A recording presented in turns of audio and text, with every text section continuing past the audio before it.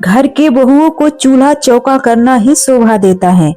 और इसे देखो, काम से जी चुराने के लिए जब देखो किताबें खोलकर बैठ जाती हैं। घर चलाने के लिए पढ़ने की क्या जरूरत, पता नहीं पढ़कर क्या करेगी।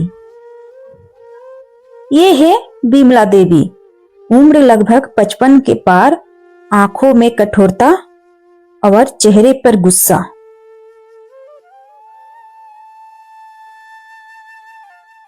और ये है बहू सीमा, बहुत ही खूबसूरत, जवान और कुछ कर दिखाने की चाह रखने वाली। सीमा का सपना है पढ़ लिख कर एक सरकारी ऑफिसर बनने का। और ये है बिमला देवी का बेटा दशरथ, माँ का आज्ञाकारी और बहुत ही सीधा साधा, और पत्नी के लिए बिल्कुल नरम दिल।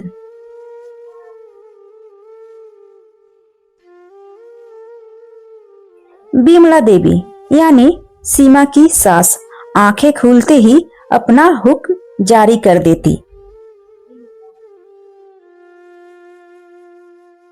सीमा, गोबर के कुछ उपले बना लेना, कल खत्म हो गए। और ध्यान रहे पहले की तरह अधपक्का न छोड़ देना, वरना जलेंगे नहीं। और दोपहर से पहले आंगन बिल्कुल साफ होने चाहिए। मोहल्ले की कुछ औरतें हमारे घर आने वाली हैं, उसे शिकायत की कोई मौका नहीं मिलनी चाहिए, समझ गई?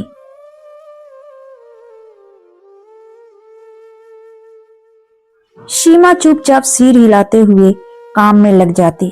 उसके मन में किताबों के पन्ने फरफराते, लेकिन हाथ में झाड़ू और बाल्टी होती।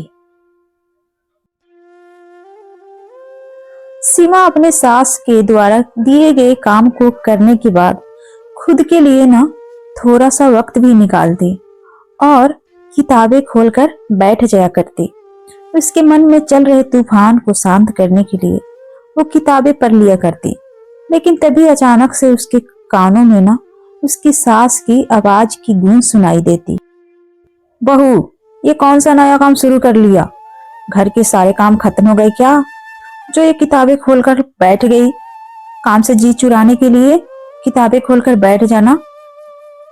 सीमा अपने सास की डर से कुछ देर चुप रहती और फिर डरते हुए अपनी सास से कहती, अम्मा, बस आधा घंटा पढ़ लूं, फिर घर के सारे काम भी कर लूंगी।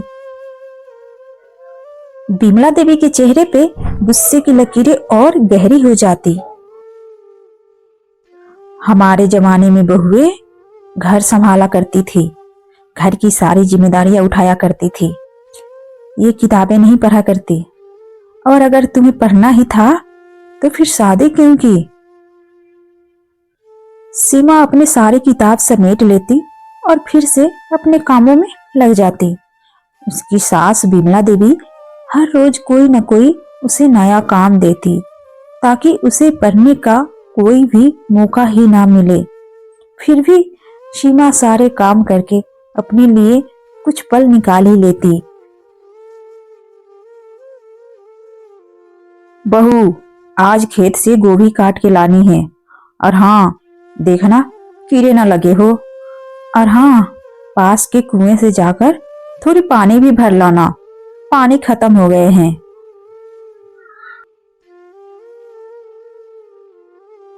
सीमा ने थकी आंखों से आसमान की ओर देखा, मानो भगवान से पूछ रही हो, हे मेरे मालिक, हम जैसे लड़कियों को सपना देखना गुनाह है क्या? कभी कभी सीमा का मनोबल टूट जाता और वह थक कर रोने लगती, लेकिन अगले ही पल खुद को संभाल लेती और खुद से ही कहती, चाहे जितनी भी मुश्किलें आए, मैं नहीं हार मानूंगी। मैं अपने सपने को पूरा करने के लिए दिन रात मेहनत करूंगी, घर के सारे काम करूंगी और अपने लिए उसी में से वक्त भी निकालूंगी, लेकिन अपने सपने पूरे करूंगी। अगली सुबह बिमला देवी उठ चुकी थी और सीमा अपने कमरे में पढ़ाई कर रही थी। वो किताबों में इतनी मग्न थी कि उसे समय का पता ही नहीं चला। इधर बिमला देवी का गुस्सा आसमान छू रहा था। इसका मेन वजह था अभी तक इन्हें चाय नहीं मिली थी। सूरज निकल आया, दिन भी चढ़ गए और अभी तक चाय नहीं मिली मुझे। आखिर तू कर क्या रही है? ये क्या किताबें खोलकर बैठ जाती है? काम कौन करेगा? अगर तुझे पढ़ना ही था तो अपने मायके में ही रहती। इतना कहकर सीमा की सास वापस चली गई। सीमा ने जब समय देखा तो चौंक गई। वो भागती हुई घर से बाहर आई और अपनी सास से बोली, माफ कर दीजिए अम्मा, मैंने समय नहीं देखा, मैं अभी चाय लेकर आती हूँ। मेरे से बहुत बड़ी गलती हो गई अम्मा। तू फिर से किताबें खोलकर बैठ गई थी? तू किस जमाने की बहू है? तुझे घर चलाना भी है या नहीं? तुझे पता भी है सूरज चढ़ाया और अभी तक हमारे घर में चूल्हा तक नहीं जला। अगर तुझे पढ़ना ही था तो अपने मायके में ही रहती, यहाँ आने की जरूरत ही क्या थी? सूरज सर पे निकल आया और अभी तक मेरे घर में एक कप चाय नहीं बनी। तुझे शर्म नहीं आती? और तू यहाँ किताबें खोलकर बैठी हुई है। आखिर तू किस जमाने की बहू है? तुझे घर की जिम्मेदारियां उठानी भी है या नहीं?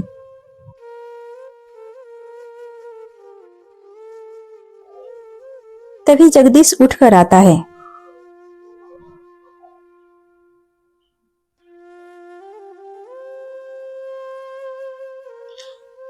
अरे क्या हुआ अम्मा, इतना गुस्सा क्यों हो रही हो सुबह सुबह? पूछ इस महारानी से, अभी तक क्या कर रही थी? दिन निकल आया और अभी तक मुझे चाय की एक प्याली तक नहीं मिली। तो क्या हुआ अम्मा, पढ़ रही होगी। तुम थोड़ा शांत हो जाओ, और इतना गुस्सा तुम्हारे सेहत के लिए अच्छा नहीं है। मैं अभी जाकर चाय लेकर आता हूँ। हाँ हाँ, तू तो बीबी की तरफदारी करेगा ही, अब मेरा क्या काम इस घर में। इतना कहकर बिमला देवी अपने कमरे में चली गई और इधर दशरथ भी नाश्ता करके काम के लिए खेतों पे निकल गया।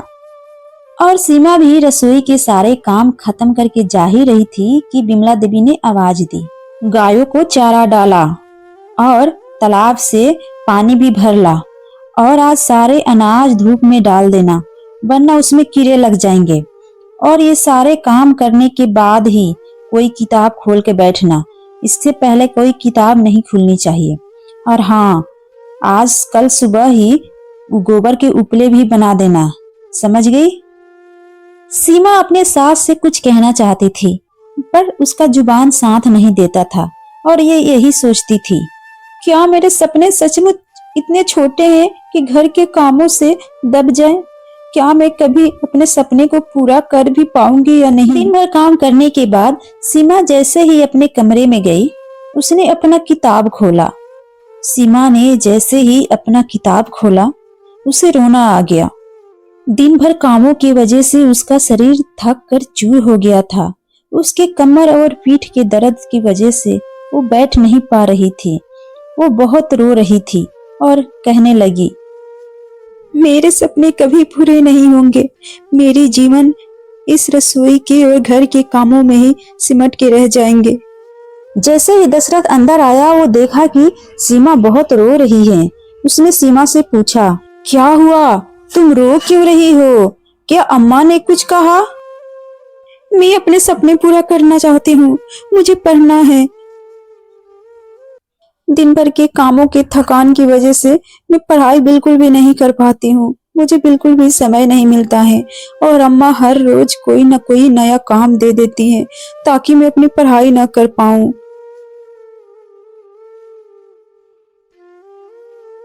मैं समझता हूँ सीमा, पर तुम ऐसे रो मत, तुम ऐसे हार मत मानो। मैं कल ही अम्मा से बात करूंगा। मुझे पता है अम्मा मेरी बात जरूर समझेगी। मैं अपनी अम्मा को अच्छी तरह से जानता हूँ। अब तुम्हारे सपने सिर्फ तुम्हारे सपने नहीं है सीमा।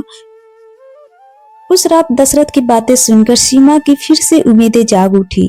मानो उसकी उम्मीदों में फिर से एक नई ताकत आ गई। सीमा फिर से अपनी किताबें खोलकर अपने सपने को पूरा करने के लिए जी तोड़ मेहनत करने लगी। जैसे ही अगली सुबह हुई, सीमा को एक अलग ही उम्मीद की इंतजार थी, क्योंकि दशरथ आज अपनी अम्मा से बात करने वाला था सीमा के सपनों को लेकर। आज दशरथ बहुत जल्द उठ गया था और आज वो अपने खेतों की तरफ नहीं गया। आज वो अपने सीधा अम्मा के कमरे की तरफ गया। अरे दशरथ, आज खेत नहीं जाना क्या? दशरथ तो पहले कुछ देर एकदम चुप सा रहा, फिर उसने बहुत ही सोच विचार कर बोला, अम्मा, आपसे एक बात करनी है। अम्मा, आप सीमा से पूरा दिन काम क्यों करवाती हैं? आप उसे पढ़ने क्यों नहीं देती? क्या बहू होना एक सजा है? बिमला देवी चौंकी। बेटे को पहले कभी इस लहजे में बात करते हुए नहीं सुना था। दशरथ, तू मुझसे ऊंची आवाज में बात कर रहा है, वो भी अपनी बीबी के लिए? दशरथ ने नरमी से लेकिन दृढ़ता से कहा, नहीं अम्मा, मैं अपनी पत्नी के हक के लिए बोल रहा हूँ। आप उसे दिन भर काम करवाती हैं, वो दिन भर कामों में लगी रहती है, कभी माना नहीं करती, लेकिन आप फिर भी उसे ताना देती हैं। वो पढ़ना चाहती है, कुछ बनना चाहती हैं, तो इसमें क्या गलत है अम्मा? आप उसे पढ़ने क्यों नहीं देती? बिमला देवी का चेहरा एकदम सख्त था। वो बोली, तो क्या अब मैं काम करूंगी? मेरी उम्र देखी है, और ये बहू पढ़ लिख कर क्या करेगी? क्या अफसर बनेगी? मुझे तो समझ नहीं आता ये पढ़ के करेगी क्या? और तू उसकी तरफदारी करने के लिए मेरे पास आ गया। अम्मा, अगर आप काम नहीं करेंगी तो मैं कर लूंगा। मैं खेत भी देख लूंगा और घर का काम भी कर लूंगा, लेकिन मैं सीमा को उसके सपने से दूर नहीं होने दूंगा। मैं उसके सपने के लिए जितनी हो सके मेहनत करूंगा। बिमला देवी एकदम से चुप रही। उसे यकीन ही नहीं हो रहा था कि उसका सीधा साधा बेटा अपनी अम्मा से ऊंची आवाज में बात कर रहा है। फिर दशरथ ने धीरे धीरे कहा, अम्मा, कल रात सीमा बहुत रो रही थी अम्मा। अम्मा, उसने मुझसे कहा कि एक औरत ही औरत की दुश्मन होती है अम्मा। क्या बहू ने ऐसा बोला? बहू की इतनी हिम्मत हो गई? और उसे ये हिम्मत आई कहां से? दशरथ, ये हिम्मत उसको तुम दे रहे हो। क्यों ना बोले अम्मा? आपने कभी उसकी आंखों में झांक कर देखा है? वो दिन भर कामों से थकी रहती है, फिर भी हर एक आवाज पे आपके दौड़ के आती है। क्या एक लड़की का जीवन सिर्फ चूल्हा चौका करना ही है क्या अम्मा? बिमला देवी की आंखें थोड़ी नरम पड़ी। अम्मा, आपको याद है जब पिताजी नहीं रहे तो हम दोनों ने मिलकर ही अपना घर कितना अच्छा से संभाला था ना? आप सुबह उठती, चूल्हा जलाती, मैं सुबह ही खेतों पे चला जाता, घर वापस आता और फिर दोनों मिलकर काम करते। बिमला देवी की आंखें भर आई और उसने सिर हिलाकर कहा, हाँ बेटा, हम दोनों ने बहुत मुसीबतें झेली हैं और तू तो बचपन से ही समझदार रहा।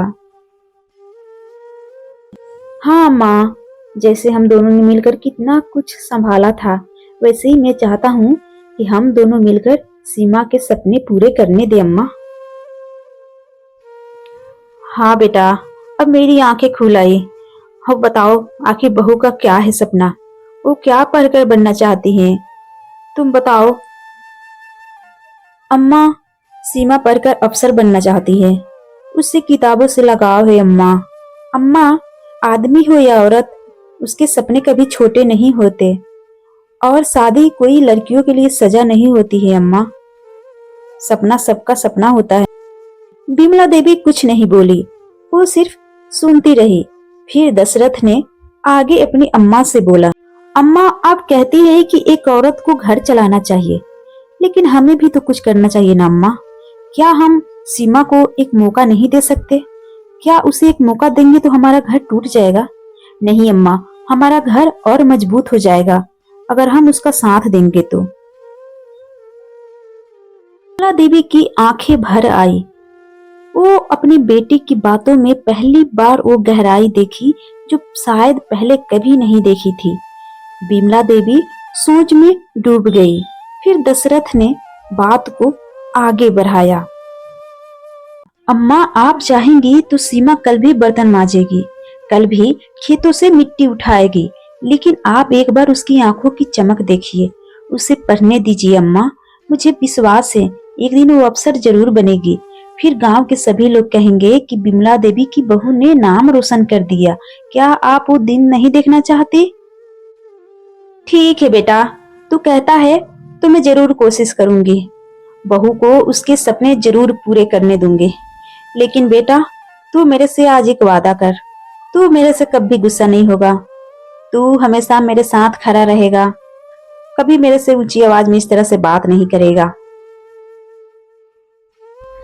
दशरथ ने अपने दोनों हाथों से अपनी अम्मा के हाथ थाम लिए और मुस्कुराकर बोला, अम्मा, आप टेंशन ना लो। जब तक सांसें चलेगी ना अम्मा, तब तक मैं आपके साथ हूँ। मैं हमेशा आपका सहारा बनकर खड़ा रहूंगा। और देखना, जब सीमा भी अफसर बनेगी ना अम्मा, वो सबसे पहले आपके पैर छूकर आशीर्वाद लेगी और आपको धन्यवाद करेगी अम्मा। बिमला देवी की आंखों में आज कोई कठोरता नहीं थी। एक अलग ही प्रकार का स्नेह था, एक अलग ही प्रकार का प्रेम था जो पहले कभी नहीं दिखी। और ये प्रेम उसकी बहू सीमा और अपने बेटे के लिए थी।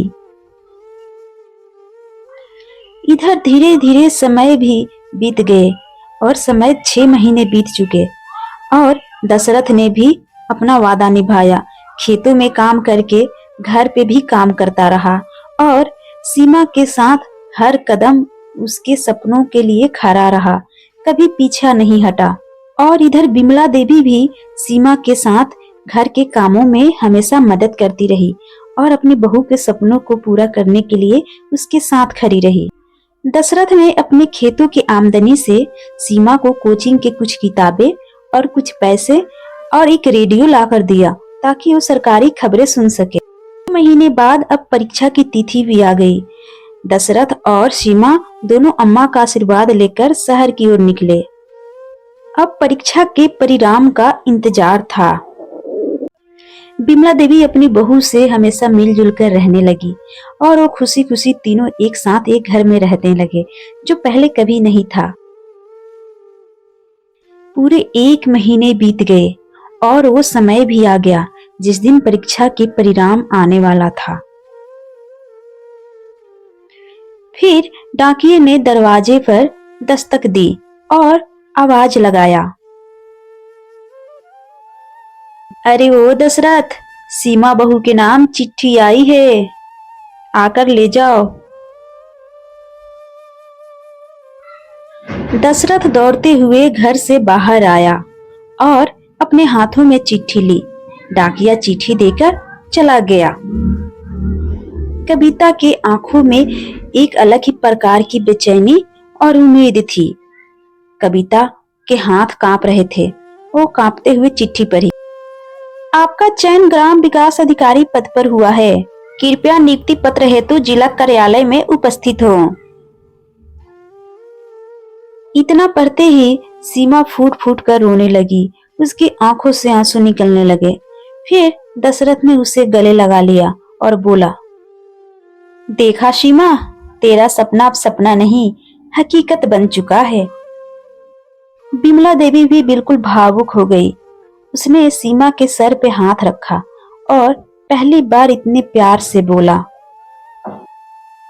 बहू, तूने मेरा नाम रोशन कर दिया। मुझे माफ कर दे। मैंने तुझ पर बहुत अत्याचार किया, लेकिन फिर भी तूने हार नहीं मानी।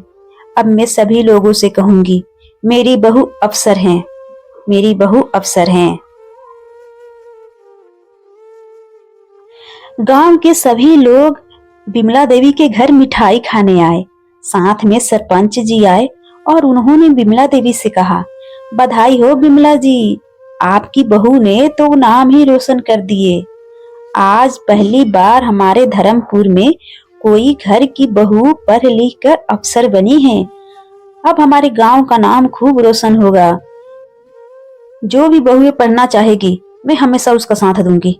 मेरे बहू ने सिखाया कि सपना कोई जात पात धर्म ऊंच नीच देखकर नहीं होता। दोस्तों, इस कहानी से हमें ये सीख मिलती है कि सपना चाहे कोई भी हो, कभी सपने छोटे नहीं होते। सपनों को साकार करने के लिए हमें जीत और मेहनत करनी चाहिए। कभी अपने मेहनत से पीछे नहीं हटने चाहिए। तो दोस्तों, आपको ये कहानी कैसी लगी हमें कमेंट में जरूर बताइएगा। अगर अच्छी लगी हो तो एक लाइक जरूर कर देना और एक प्यारा सा कमेंट कर देना। और हमारे चैनल पे नए हैं तो प्लीज सब्सक्राइब जरूर कर लीजिएगा, ताकि हमारी हर एक कहानी आप तक जरूर पहुंचे। मिलते हैं नेक्स्ट कहानी में, तब तक के लिए धन्यवाद।